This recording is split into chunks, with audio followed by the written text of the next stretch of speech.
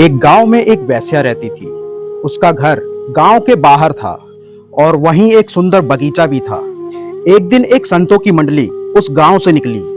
उन्होंने लोगों से पूछा, कोई ऐसा एकांत पावन और शांत स्थान हो जहां ठाकुर जी को विराजमान करके आरती भोग किया जा सके और रात का ठहराव भी हो सके।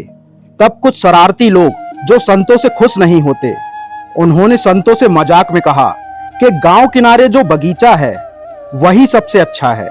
लेकिन वो बगीचा उसी वेश्या का था जिसे वो सजा सवार के रखती थी। संत वहीं पहुंच गए। बगीचा सच में बहुत सुंदर था। उन्होंने ठाकुर जी को विराजमान किया। फिर आरती, कीर्तन और जयकार शुरू हो गए। संतों के दर्शन और कीर्तन से प्रभावित होकर वेश्या दूर से प्रणाम कर रही थी। उसके मन में पछतावा था। उसने एक थाल सजाया जिसमें उसने अपने जीवन भर की कमाई रख दी, सोने की मुद्राएं, आभूषण, अंगूठियां और धनराशि। फिर वो थाल उन संतों के आगे रख करके बोली, संत जन, मैं तो भोग बना नहीं सकती, लेकिन ये सोने की मुद्राओं को भेजकर आप ठाकुर जी के लिए सुंदर भोग बनाइए। अब सब कुछ आपके चरणों में अर्पण करती हूँ। आप पवित्र हैं, आप ही इसका सर्वोत्तम उपयोग जानते हैं। संतों ने कहा कि बेटी, तू कौन है और इतनी सकुचा क्यों रही हो और तुम पास क्यों नहीं आती? वो बोली, भगवान, डर लगता है। यदि मैं अपना परिचय दूंगी तो आप लोग मुझे यहाँ से भगा देंगे। संतों ने प्रेम पूर्वक कहा कि बेटी, बताओ तो सही, हम नहीं भगाएंगे। तब वेश्या बोली कि महाराज, मैं एक वेश्या हूँ और पूरी जिंदगी अपना शरीर बेचा है। संत बोले कि पहली बार किसी ने पाप का धन भगवान के चरणों में चढ़ाया है। तू धन्य है, पर हम नहीं खाएंगे इस धन को, पर इसका उपयोग ठाकुर जी की सेवा में अवश्य होगा। संतों ने उसे उपाय बताया। इस धन से रंगनाथ जी के लिए एक सोने का मुकुट बनवाओ और अपने हाथों से ठाकुर जी को पहनाओ, तुम्हारा परम कल्याण होगा।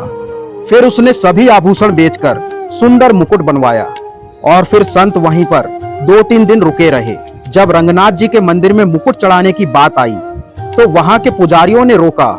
एक वेश्या और ठाकुर जी को अपने हाथ से मुकुट पहनाए, यह असंभव है। तब संतों ने कहा कि यदि भगवान अपने आप गर्दन झुका दें तब तो आप मानेंगे। पुजारी हंस दिए और बोले कि मूर्ति गर्दन कैसे झुकाएगी?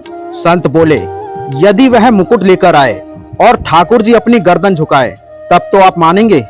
तब पुजारी जी ने सहमति दी। अब वेश्या आई। हजारों लोग ये दृश्य देखने को उमड़ पड़े। तब वेश्या रोती हुई बोली, महाराज, मेरा पाप आज भी प्रकट हो गया। मैं मासिक धर्म से युक्त हूँ। तब संत बोले, बेटी, चिंता मत कर, मेरा आदेश है, भगवान की कृपा से तू शुद्ध है। उसने जैसे ही ठाकुर जी की ओर अपना हाथ बढ़ाया, ठाकुर जी की मूर्ति ने झुककर मुकुट ग्रहण किया और उस क्षण वेश्या का शरीर छूटा और वो भगवान के धाम को चली गई। एक चेष्टा, एक पश्चाताप, एक समर्पण भगवान को प्रसन्न कर देता है। यदि जीवन भर पाप भी किया हो तो भी अंत में प्रेम, भक्ति और समर्पण से मोक्ष संभव है।